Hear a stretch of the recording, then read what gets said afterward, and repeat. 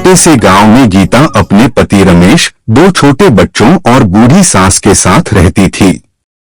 रमेश मजदूरी का काम करता था और परिवार बहुत गरीबी में जीवन यापन कर रहा था। मुश्किल से 2 वक्त की रोटी नसीब होती थी। अचानक एक दिन रमेश को तेज बुखार आ गया और सही इलाज न मिलने के कारण उसकी मृत्यु हो गई। गीता पर दुखों का पहाड़ टूट पड़ा। रमेश का छोटा भाई राजू भी था, जो बहुत चालाक था। कुछ दिनों तक उसने सेवा का नाटक किया। देखो माँ, भाई तो अब इस दुनिया में नहीं रहा। भाभी खेतों में काम करने नहीं जाएंगी तो फिर सब कुछ देखने की जिम्मेदारी मेरी ही बनती है।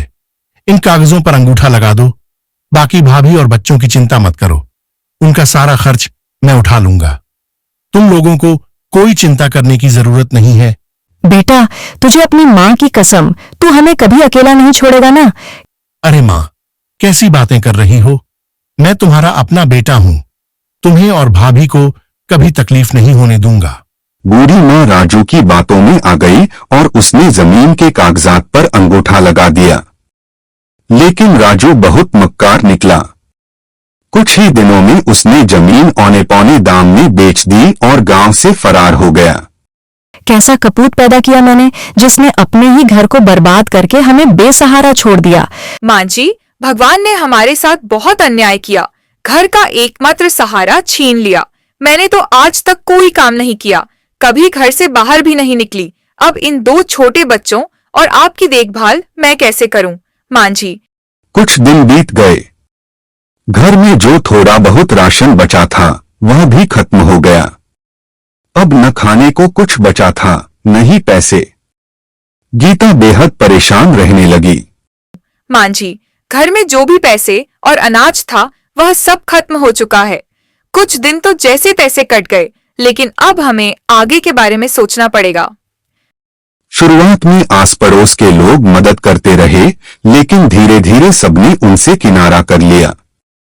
अब वे पूरी तरह अकेले पड़ गए थे। बेटी, अब बस थोड़ा सा दाल चावल ही बचा है। आज का खाना तो बन जाएगा, लेकिन कल से कुछ इंतजाम करना पड़ेगा। मुझे कोई काम ढूंढना पड़ेगा, लेकिन मैं बहुत चिंतित हूँ कि तुम लोगों को अकेला छोड़कर कैसे जाऊं। माँ जी भी बीमार रहती हैं, उन्हें किसके भरोसे छोड़कर जाऊं? माँ, आप चिंता मत करो। आप तो भगवान की इतनी पूजा करती हो, वह जरूर हमारी मदद करेंगे। हाँ बेटी, अब तो भगवान ही हमारी मदद कर सकते हैं। तुम भी उनसे प्रार्थना करना। रात का समय था।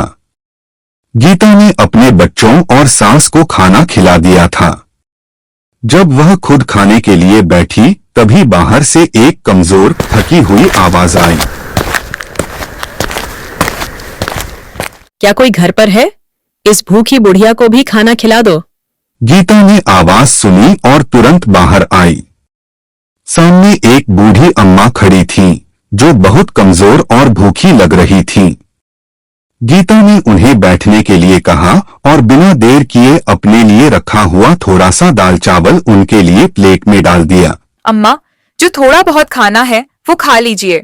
मेरे पास आज बस इतना ही भोजन है, आप इसे ग्रहण करें। बेटी, तू इतनी उदास क्यों लग रही है? अम्मा, मेरे पति की अचानक मृत्यु हो गई। घर का सारा भार अब मेरे कंधों पर आ गया है। कमाई का कोई जरिया नहीं है। आज तो घर में राशन भी खत्म हो गया है। समझ नहीं आ रहा कि अपने छोटे छोटे बच्चों और बीमार सास को छोड़कर कैसे काम पर जाऊं, और अगर काम नहीं किया तो इनके लिए खाना कहां से लाऊंगी। बेटी, तूने जो यह दाल चावल बनाए थे, इनमें बहुत स्वाद था। तेरे हाथ में जादू है। क्यों ना तू अपने घर के बाहर ही दाल चावल का ठेला लगा ले। इससे तुझे घर छोड़कर दूर भी नहीं जाना पड़ेगा और कमाई का भी जरिया बन जाएगा। लेकिन अम्मा, मेरे पास इतने पैसे भी नहीं हैं कि रोज खाना बनाने का खर्चा उठा सकूं, और ठेला लगाने के लिए तो और भी पैसे चाहिए होंगे। चिंता मत कर बेटी, मैं तुझे एक चीज देती हूँ, ये नमक का पैकेट। ये कोई साधारण नमक नहीं, बल्कि जादुई नमक है। जब भी तू खाना बनाए, इसी पैकेट से नमक डालना। फिर देखना, तेरा हर बना खाना इतना स्वादिष्ट होगा कि हाथों हाथ बिक जाएगा और तुझे कभी पैसे की कमी नहीं होगी। अम्मा, यह तो किसी वरदान से कम नहीं है। आपने मेरी सबसे बड़ी समस्या हल कर दी। अब मैं घर पर रहकर ही काम कर सकूंगी और मुझे अपने बच्चों को छोड़कर कहीं दूर भी नहीं जाना पड़ेगा। बेटी, तू बहुत नेक दिल है। तेरा हृदय दूसरों की मदद के लिए हमेशा तैयार रहता है, इसलिए मैं तुझे यह जादुई नमक दे रही हूं। याद रखना, यह पैकेट कभी खाली नहीं होगा। बस इसे एक जगह संभाल कर रखना और हमेशा खाने में नमक इसी में से डालना। भगवान तेरा भला करेंगे।